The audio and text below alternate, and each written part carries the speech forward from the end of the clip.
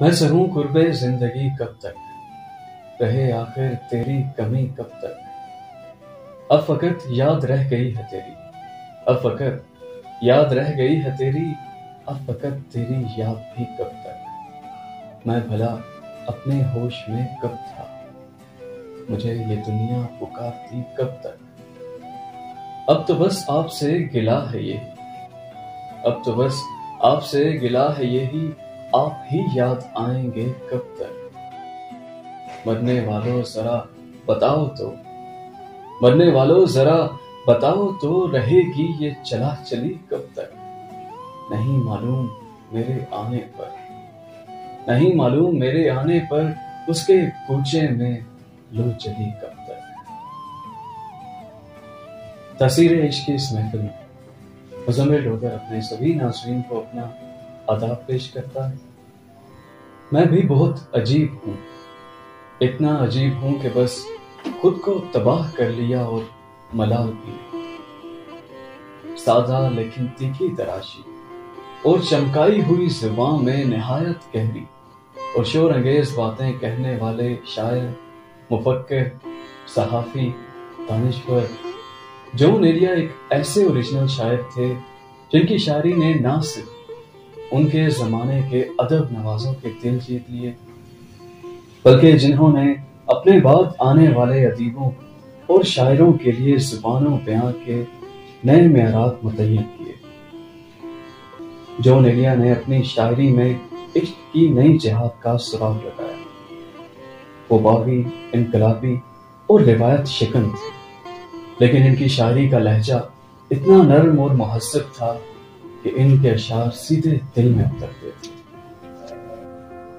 اپنی نجی زندگی میں جون ایلیا کی مثال اس بچے جیسی تھی جو کوئی کھلونا ملنے پر اس سے کھیلنے کی بجائے اسے توڑ کر کچھ سے کچھ بنا دینے کی دھن میں رہتا ہے۔ اپنی شاعری میں انہوں نے اس رویے کا اظہار بڑے سلیقے سے کیا۔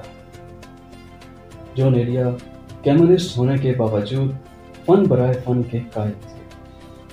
انہوں نے رومانی شاعری سے دامن بچاتے ہوئے تازہ بیانی کے ساتھ دلوں میں اتر جانے والی عشقیہ شاعری کی۔ جون ایلیا اتر پردیش کے شہر امروہہ کے ایک علمی گھرانے میں 1931 میں پیدا ہوئے۔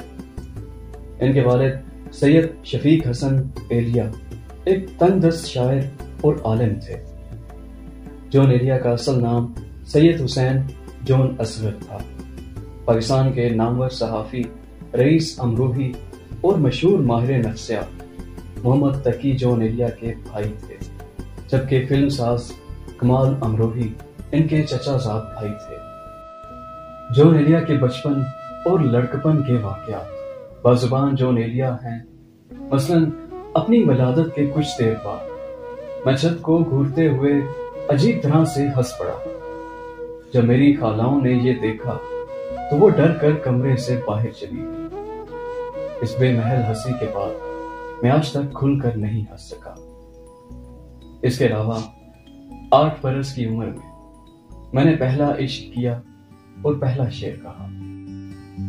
جون کی ابتدائی تعلیم امروہہ کے مدارس میں ہوئی، جہاں انہوں نے عربی، اردو اور فارسی زبان سیکھی۔ درسی کتابوں میں کچھ خاص دلچسپی نہیں تھی، اس لیے اکثر امتحان میں بھی فیل ہو جاتے تھے۔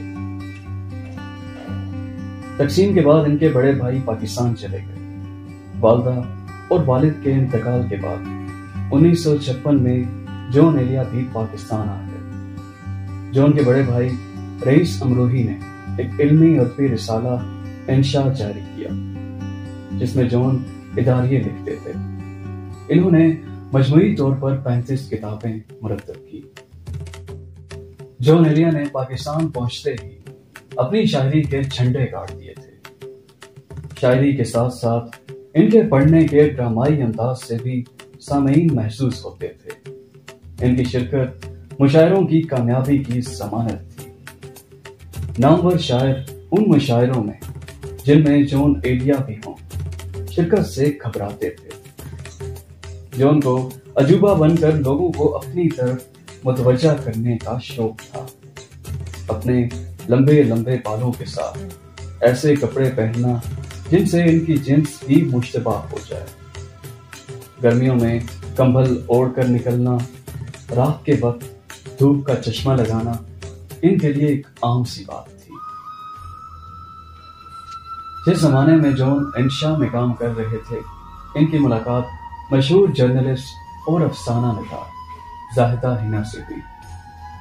1970 میں دونوں نے شادی کر لی۔ زاہدہ ہنا نے ان کی بہت اچھی طرح سے دیکھ بھال کی، وہ ان کے ساتھ خوش بھی رہے، لیکن دونوں کے مزاجوں کے فرق نے دھیرے دھیرے اپنا رنگ دکھایا۔ یہ دو اناؤں کا ٹکراؤ تھا اور دونوں میں سے ایک بھی خود کو بدلنے پر تیار نہ تھا۔ آخرکار 3 بچوں کی پیدائش کے بعد دونوں کی طلاق ہو گئی۔ زاہدہ ہنا سے علیحدگی جون کے لیے بڑا صدمہ تھی۔ وہ عرصہ تک نیند تاریک کمرے میں تنہا بیٹھے رہے۔ سگریٹ اور شراب نوشی نے ان کی صحت بہت خراب کر دی تھی۔ ان کے دونوں پھیپھڑے ختم ہو چکے تھے۔ وہ خون تھوکتے رہے لیکن شراب نوشی سے باز نہ آئے۔ آخرکار 18 نومبر 2002 اس دنیا سے چل بسے۔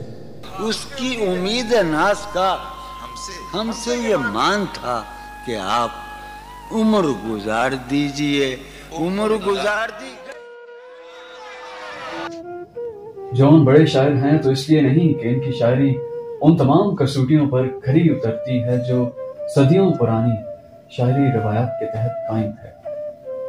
وہ بڑے شاعر ہیں تو اس لیے شاعری کے سب سے بڑے موضوع انسانی جذبات اور نفسیاتی کیفیات پر جیسے اشعار جون نے کہے ہیں، اردو شاعری میں اس کی کوئی مثال نہیں ملتی۔